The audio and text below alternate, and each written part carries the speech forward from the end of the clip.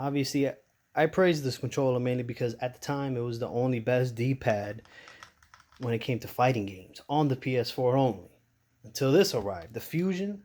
I'd rather have the Fusion over this. Yes, it is quite pricey. I believe you can get this now like 40 bucks on eBay, maybe a little less, maybe a little more, but this is legit. I love this controller. I actually just finished doing a PS3 video. This works on the PS3 as well, and it's extremely fluid. That D-pad, once it came out of the box, it looked like someone was using this controller for like a year because that's how floaty this D-pad is. It is extremely smooth. And most importantly, like I said, it's just so responsive. It's just incredible how this D-pad is. It's just super nice. And obviously you can change the plates. I prefer black.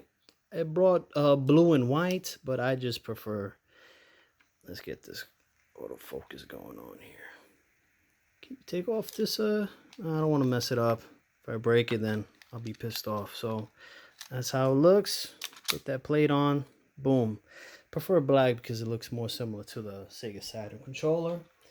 And there isn't really much of a big difference between this and the Saturn controller. Obviously, the top part, extra buttons and all that stuff. This is obviously extra thicker than the Saturn controller. But still, it's very close. The design is extremely close. Hell, even the D-pad feels better than this. And this has like, what, 20 years or whatever. But wow, I was really impressed when this came in, especially straight out of the box. The cable's very long. I don't think anyone should have a problem with the cable, even though the cables for the Hori and the Mad Catz are longer than this. And yes, you have to disconnect this, plug it in, you're good to go. So this is the controller to go for when it comes to the PS4. D-pad is obviously much bigger, much larger than the Mad Catz, but it just feels natural, especially because it's very close to the Sega Saturn. So this is why I really love this controller, especially design wise.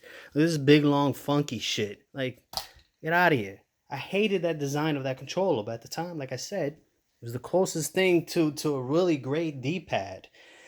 And as for this, as I've always said, this controller is fantastic for people who grew up loving the Super Nintendo controller because the D-pad is extremely similar, except this one's a bit more responsive, a bit more smooth, especially with heavy usage. This controller is great, but just that floatiness, all that motion you got going on in this D-pad is legit. So this is the controller to go for when it comes to the PS4. Now for PC, still a little comparison. This is obviously much smaller. So you can see, and obviously this controller is actually caught me off guard. It's actually pretty heavy. It's not super heavy, but I thought it was going to be extremely light, but it's actually not.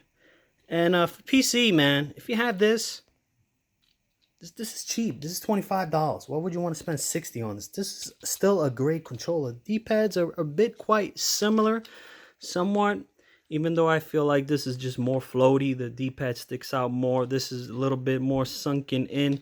But the D-pad is much better than this. But, you know, when it comes to price, be quite honest with you, I would rather just stick to this, not to spend extra money. Like $40 with the tax and all. You're spending like $40, $35 extra for this.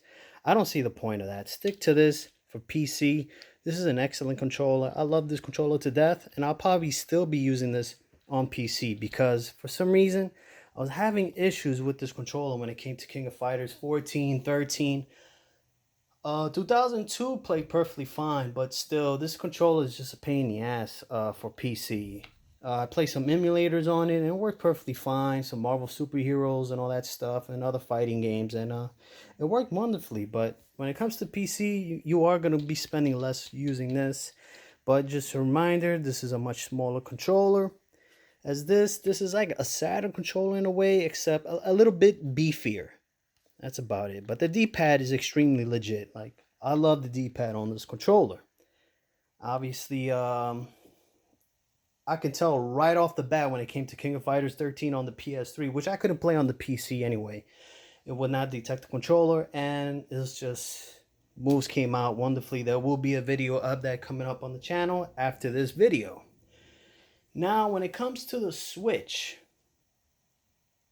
similar situation to PC. You're gonna be spending less if you buy this.